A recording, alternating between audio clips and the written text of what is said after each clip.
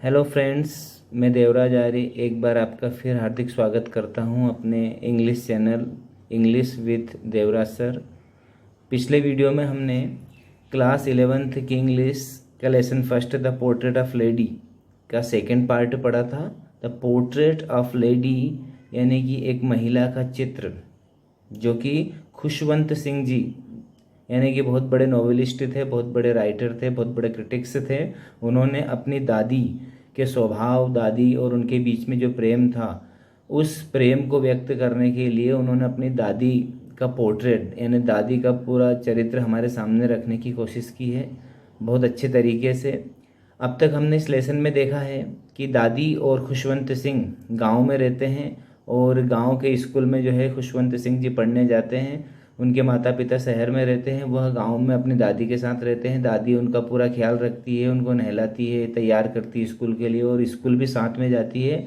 और वहाँ पर गांव के स्कूल में उनको धर्म और जो है धार्मिक ग्रंथों की शिक्षा दी जाती है, जो दादी को बहुत पसंद है। लेकिन जब उनके माता पिता दादी को खुशवंत सिंह जी को शहर में बुला लेते हैं, तो वह शहर के स्कूल में जाते हैं और शहर के स्कूल में जाकर वो इंग्लिश जो स्कूल रहता है उसमें जो शिक्षा दी जाती है, दादी को वह शिक्षा पसंद नहीं है। यानी दादी को सिर्फ वही शिक्षा पसंद है जो कि धार्मिक जो ग्रंथों के बारे में या अपने ईश्वर के बारे में दी जाती है।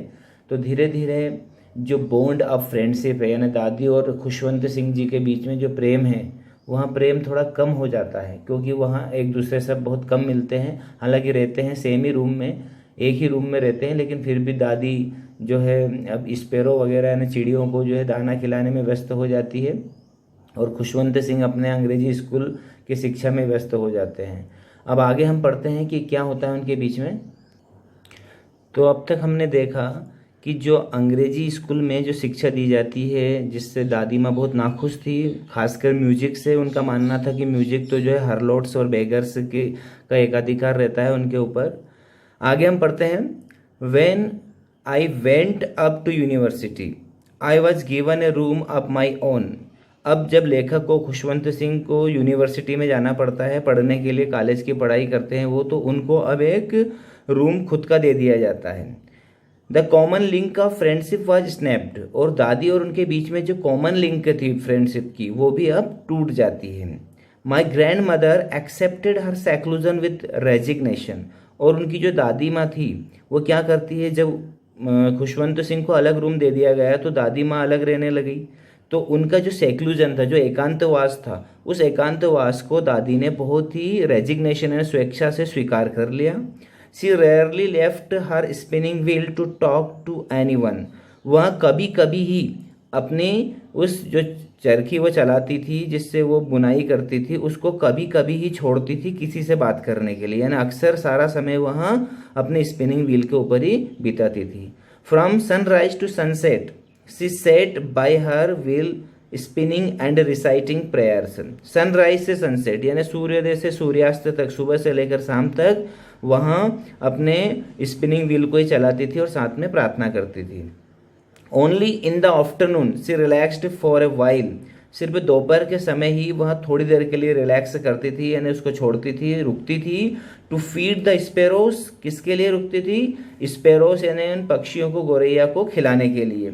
While she sat in the veranda breaking the bread into little bites, कब रुकती थी और उस दौरान वो क्या करती थी? बरामदे में बैठकर उन पक्षियों के लिए जो रोटी के छोटे छोटे टुकड़े करती थी।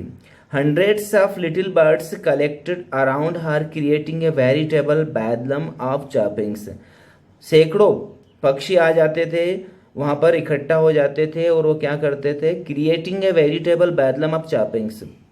वेरिटेबल यानी कि बहुत ही पक्का, बैदलम यानी हंगामा, हंगामा भी बोल सकते हैं इसको, और हम पागल खाना भी बोल सकते हैं। यानी कि वो उनकी चहचहाट के कारण इतने चहचहाते थे कि बहुत ही जबरदस्त वहाँ पर हंगामा कर देते थे। Some came and perched on her legs, कुछ आते उसके पैर के ऊपर बैठ जाते थे। अदर्स ऑन हर शोल्डर्स, कुछ उसके कंधे के ऊपर बैठ जाते थे। Some even sat on her head, और कुछ उसके सिर पर आकर बैठ जाते थे। She smiled but never shooed them away, वह मुस्कुराती थी और कभी भी उसने उन पक्षियों को भगाया नहीं। शूट यानी होता है भगाना, दुत्कार कर भगा देना। It used to be the happiest half hour of the day for her, यहाँ उसके लिए ये जो आधा घंटा होता था ये पूरे दिन का सबसे खुशनुमा आधा घंटा होता था जब वह पक्षियों को खिलाती थी। When I decided to go abroad for further studies, अब क्या होता है, लेखक यहाँ पे कॉलेज की पढ़ाई पूरी कर लेता है, उसके बाद में वहाँ डिसाइड करता है कि अब मुझे अब्रॉड जाना है, यानी कि बाहर विदेश जाना है पढ़ने के लिए। I was sure my grand mother would be upset, अब मुझे यह उम्मीद थी, मैं आश्वस्त था कि मेरी दादी माँ जरूर अपसेट होगी, उदास होगी कि मैं उनको छोड़कर जा रहा हूँ। I would be away for 5 years, मैं 5 साल के लिए जा रहा था। And at her age one could never tell, और उनकी उम्र का कोई भी व्यक्ति ऐसा नहीं कर सकता, ऐसा नहीं कह सकता कि हाँ तू जा। But my grand mother could, लेकिन मेरी दादी माँ ने ऐसा वो कर सकी, है ना। She was not even sentimental, वो बिल्कुल भी भावुक नहीं हुई। She came to leave me at the railway station but did not talk और शो एनी इमोशन, वहाँ मुझे छोड़ने के लिए रेलवे स्टेशन पर आई थी, बट क्या उसने उससे बात भी नहीं की और कोई इमोशन यानी कुछ भी भावुकता नहीं दिखाई, यानी कुछ भी रोना धोना नहीं किया। हर लिप्स मूड इन प्रेयर, उसके होंठ अभी भी प्रार्थना में मूड कर रहे थे, चल रहे थे। Her mind was lost in prayer, उसका दिमाग भी प्रार्थना में खोया हुआ था। Her fingers were busy telling the beads of her rosary, और उसके जो उंगलियां थी वो भी उसकी जप माला के जो रुद्राक्ष के दाने थे उनको गिन रहे थे और साथ में उसकी जप माला में जाप कर रही थी। Silently she kissed my forehead, चुपचाप उसने मेरे माथे को चूमा। And when I left I cherished the moist imprint as perhaps the last sign of physical contact between us, उसने मुझे चूमा, मेरे माथे को चूमा, और जैसे ही मैंने उसको छोड़ा तो मुझे ऐसा लगा कि हो सकता है कि यहाँ दादी और मेरे बीच का आखिरी फिजिकल कांटेक्ट है ना, आखिरी शारीरिक लगाव होगा, यानी कि अब इसके बाद में मैं कभी भी दादी माँ के गले नहीं लग पाऊंगा, क्योंकि मैं 5 साल के लिए बाहर जा रहा था। But that was not so, लेकिन ऐसा नहीं था। After 5 years I came back home, 5 साल के बाद मैं घर वापस आया। And was met by her at the station, और मैं उससे स्टेशन के ऊपर मिला। She did not look a day older, वहाँ एक भी दिन बूढ़ी नहीं लग रही थी। She still had no time for words, आज भी उसके पास बोलने का समय नहीं था। And while she clasped me in her arms, clasped का अर्थ होता है गले लगा लेना, और उस समय भी नहीं था जब उसने मुझे अपनी बाह में भर के गले लगाया। I could hear her reciting her prayers, और मैं क्या कर सकता था, जब उसने मुझे गले लगाया तो मैं उसकी प्रार्थना को सुन सकता था, जो वो प्रार्थना बोल रही थी वो अब मुझे सुनाई दे रही थी। Even on the first day of my arrival, यहाँ तक कि मेरे आगमन के प्रथम दिन भी, her happiest moments were with her sparrows, उसका हैप्पीएस्ट मोमेंट क्या था, मतलब उसका सबसे खुशनुमा समय क्या था, विथ हर स्पेरो, उसकी पक्षियों के साथ, उसकी गौरैया जो चिड़िया वगैरह होती है उनके साथ।